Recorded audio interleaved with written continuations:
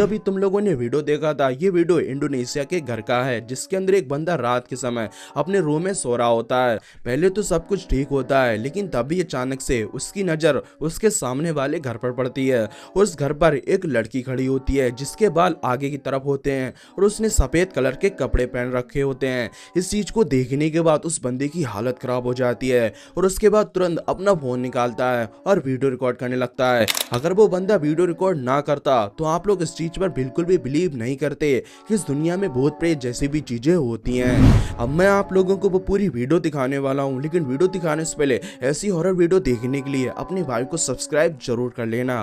Video देखो।